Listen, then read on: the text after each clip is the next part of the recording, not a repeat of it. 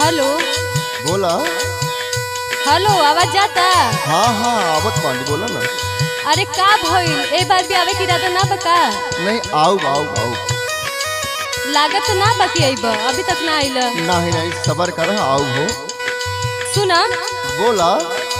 आवा घरे बलम बरखा के बाबरिया हो सावरिया सगरो होला कजरिया ना।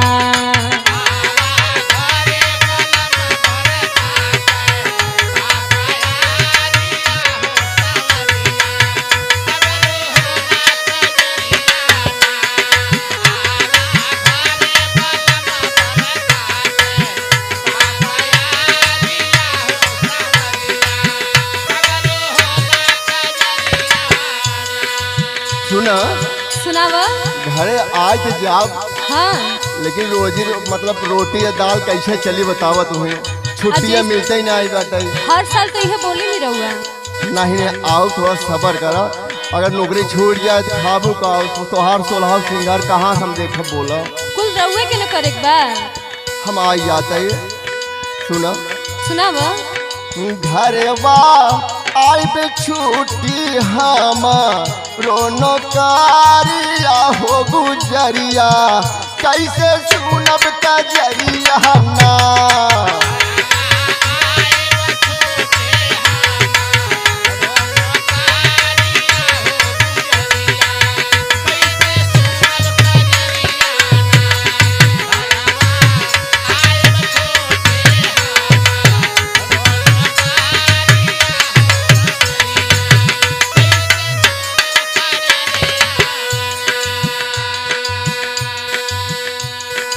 अच्छा और सुनी। सुनावा। हर साल के राउर के यही नाटक रहेला। का करी मजबूर है नौकरी से कैसे छुट्टी आज ना सब का रोकनी ओकनी हो गई, हम अकेले का करी बताई। कुछ दिन और सबर कैले हम आई जावे। सुनी। बोला। लागल खेतवा में रोपनिया बरसे सावन के हो कनिया।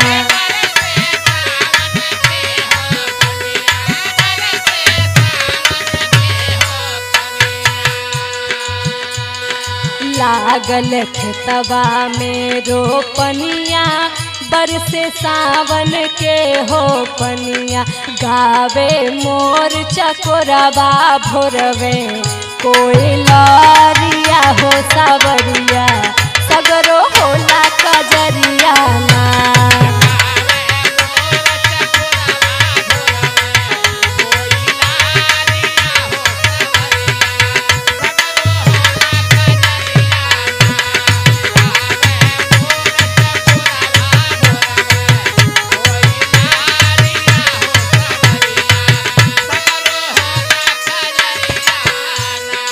सुना।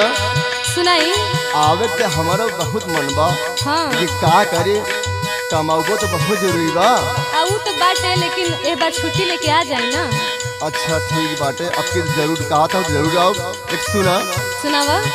गोरिया कैसे घर बहाई मनवा रहे ला छछनाई।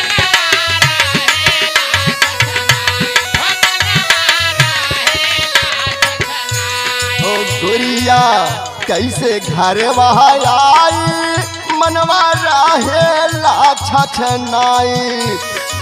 आवे याद बहुत कहूँ आके हर घरिया हो गुजरिया कैसे सुनब कजरिया ना।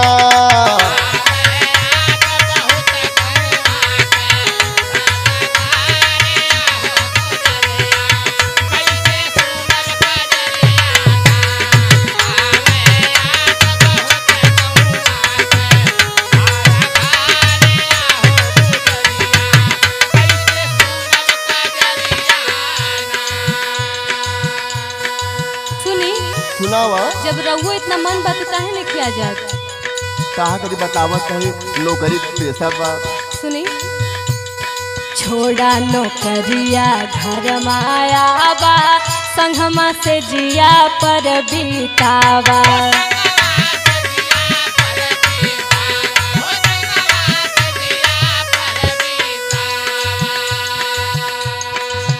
छोड़ा नौकरिया घर माया बा संगमा से जिया पर बीतावा। मानस धर्मेंद्र प्रेमी गावे देखा कजरिया हो सावरिया सगरो होला कजरिया ना।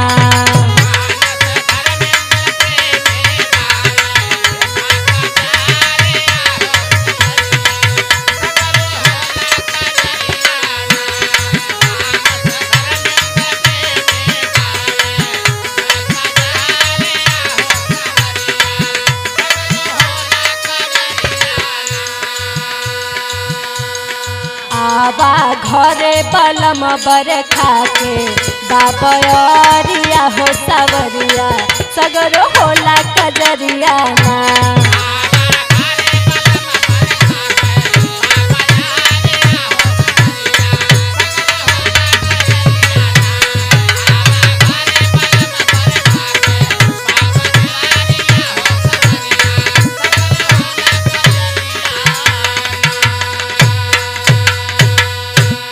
ठीक बा, छुट्टी लेके जल्दी आ जाएंगे। ठीक ठीक जल्दी आइए, टेंशन मत ला, हम जरूर आओ।